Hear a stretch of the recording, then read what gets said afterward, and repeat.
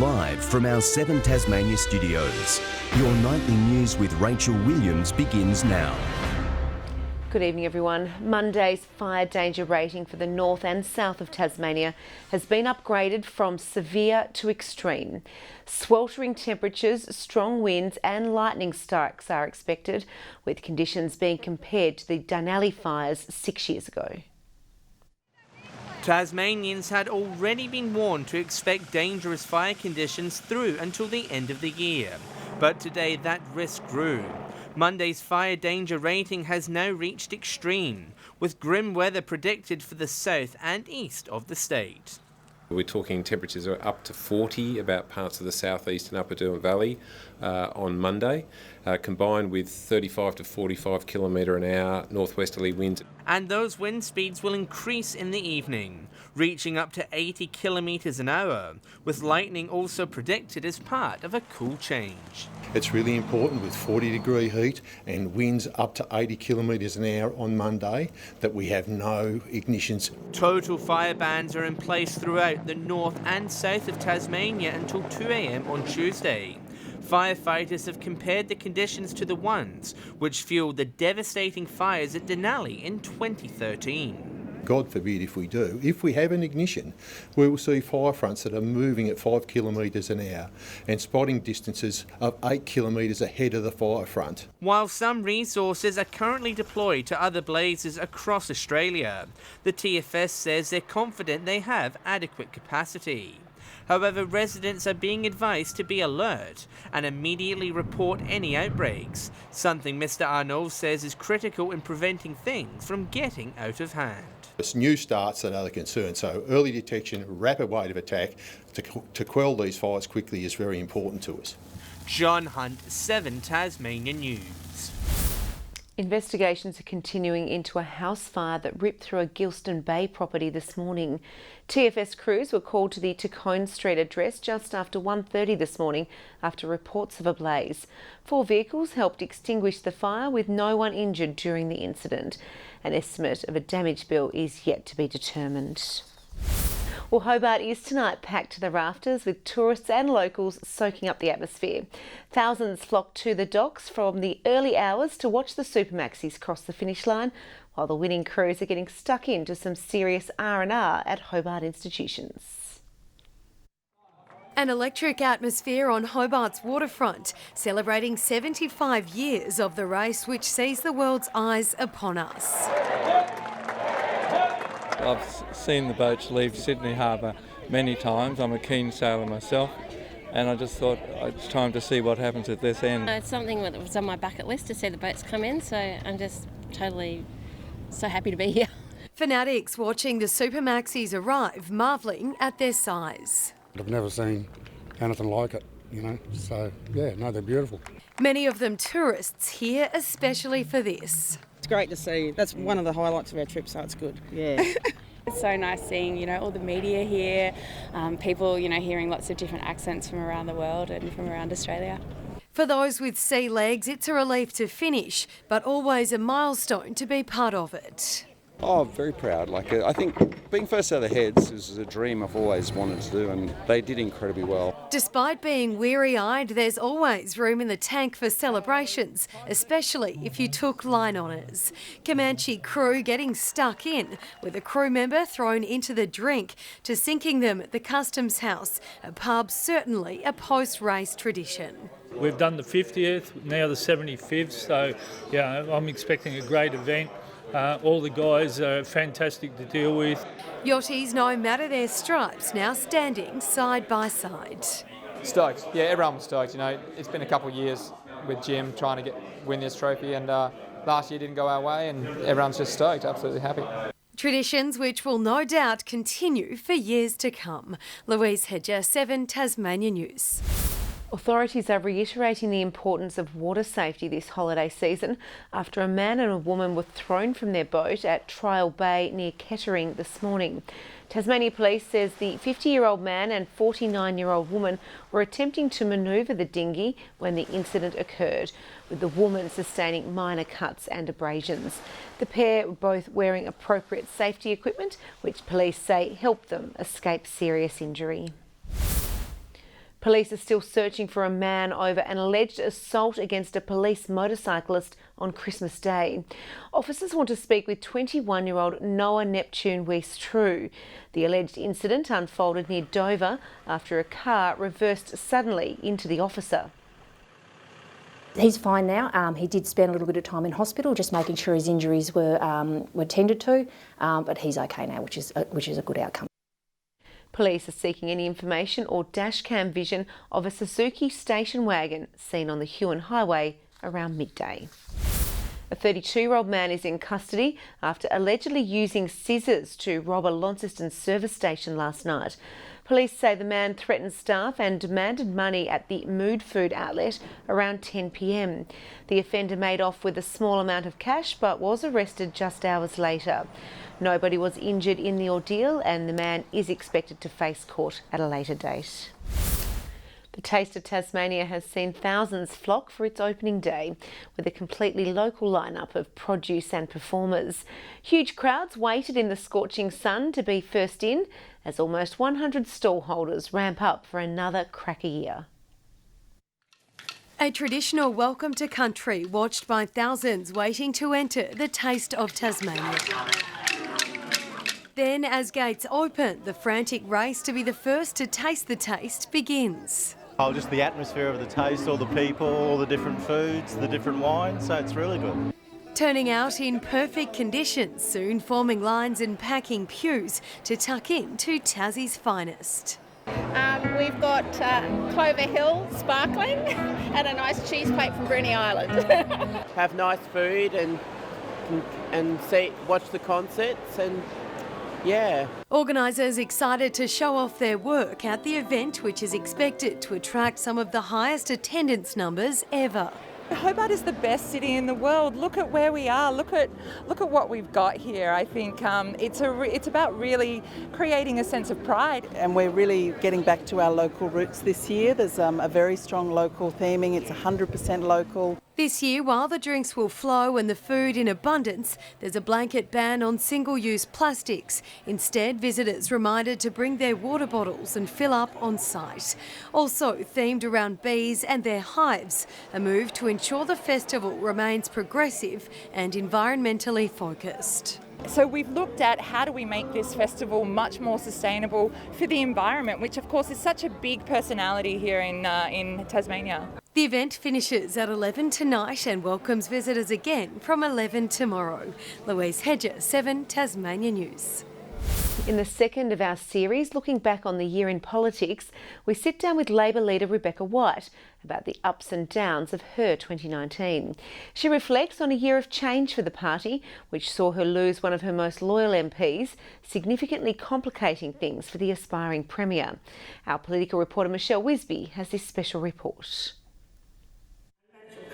The annual meeting of the Labor Party faithful. For party leader Rebecca White, this was the highlight of her year. Highest for us would be state conference and being able to deliver a really clear message to our conference delegates and also the rest of Tasmania that a vote for Labor is a vote for Labor, and we're very serious about providing majority Labor government. It was a mistake for Labor to think that we could ever work with the Greens. Using the opportunity to make a strong stance against the party's once allies. The Labor Party is fundamentally a party for working people.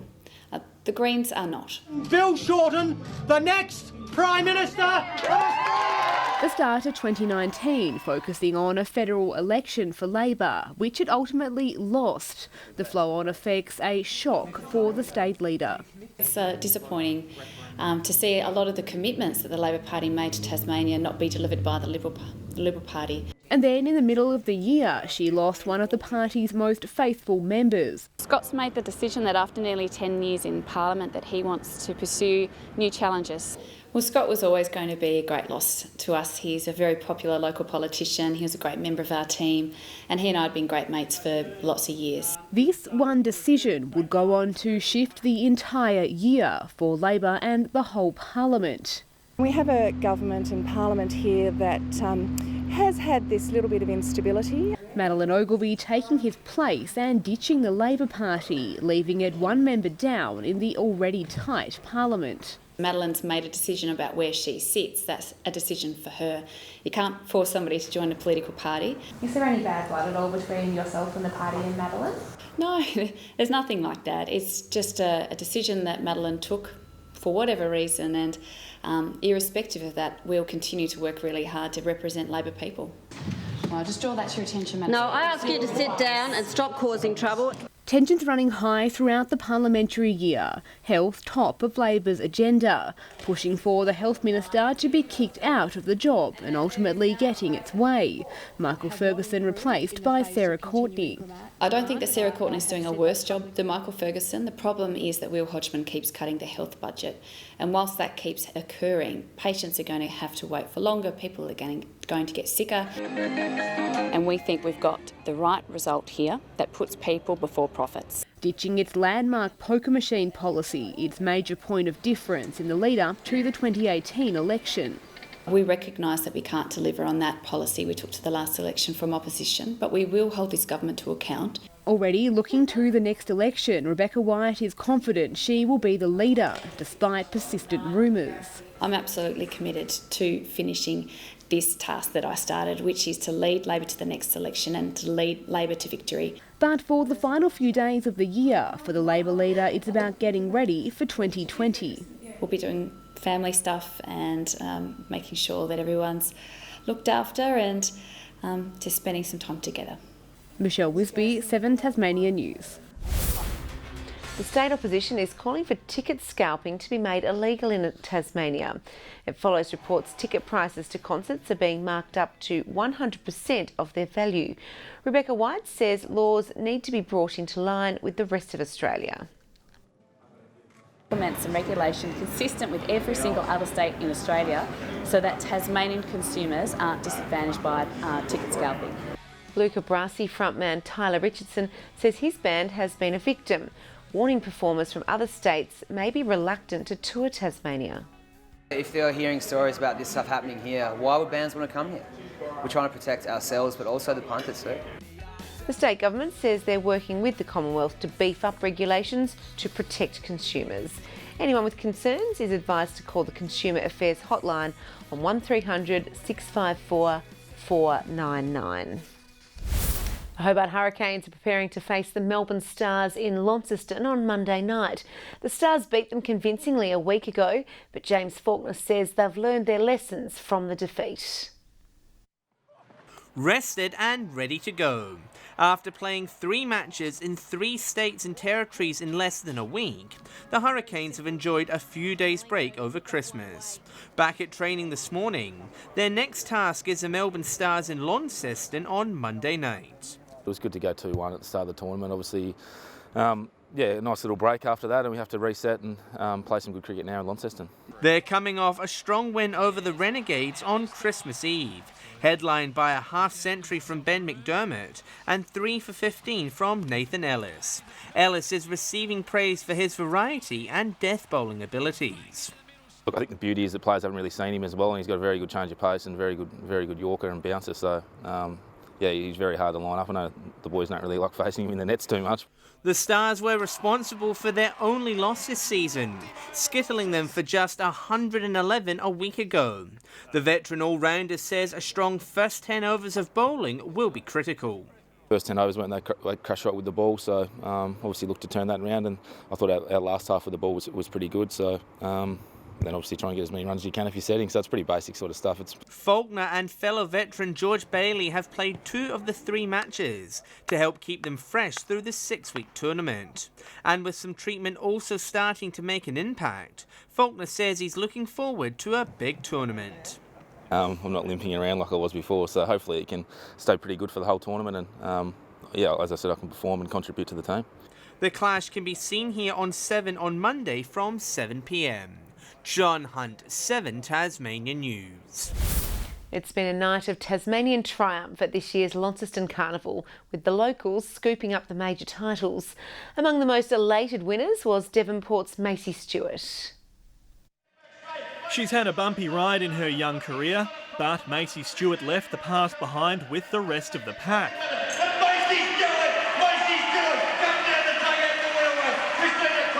Starting from scratch, the 23-year-old savoured every second of the triumph. Look, it's really special. I haven't won a carnival wheel race in a long time, and I haven't won Launceston ever. So yeah, really excited. It's so nice to see all the hard work I've been putting in over the last couple of years pay off. Launceston's Josh Duffy made it all look too easy.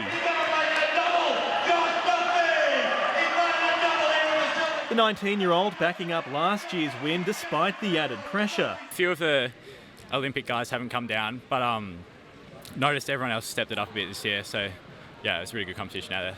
Winkley's Amanda Beams proved why she's wood-chopping royalty. Her second world title even came with some dance moves, but also gratitude and humility. We work our hearts out, chopping, and yeah, to win a world title, yeah, you can't take that away from anyone.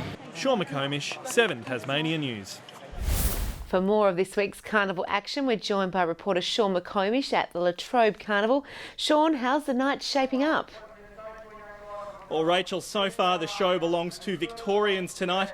20-year-old Lawson Powell will be taking the men's gift prize back to Frankston, while Melbourne's Danielle Shaw claimed the women's gift with an impressive lead.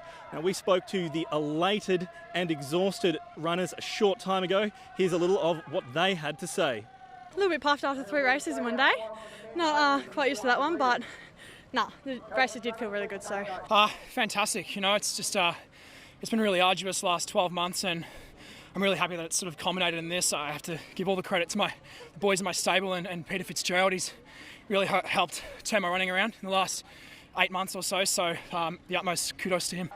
And the night is far from over, with the wheel race to take place in just under an hour. Rachel? It was a perfect day for the beach, with temperatures up to 13 degrees above average today. Launceston reaching a high of 31, 27 in Hobart, 24 in Burnie and 23 in Devonport. Fingal had the day's high of 35, 32 was the high at Ouse, 31 at Grove, 28 at Smithton, 27 at Friendly Beaches, Lyawini a hot 26, 26 also in St Helens, 25 on Maria Island and 24 degrees on both King and Flinders Islands, 21 at Strawn. Looking at the satellite, and there was some low-level cloud about the north coast and Bass Strait, and the western coast, sunny conditions elsewhere. Expanding out, you can see some middle to upper level clouds stretching from over the south of South Australia through Victoria and New South Wales, associated with a trough. Tomorrow's chart shows a high over Tasmania as a strong cold front, which is expected to cross us on Monday night, approaches from the west and extends into the Bight. The high in the Tasman remains and extends a ridge up the coast of New South Wales and Queensland. Northwest to westerly winds 10 to 20 knots about the west and south, with variable winds elsewhere to 15 knots, seas 1 to 2 metres. A very high fire danger tomorrow, Hobart 26, 29 in Richmond, 33 for Ouse. Hot and sunny 31 in Launceston, 29 in Deloraine and 24 at Devonport. A sunny 24 for Burnie, 21 in Strawn and 22 at Curry.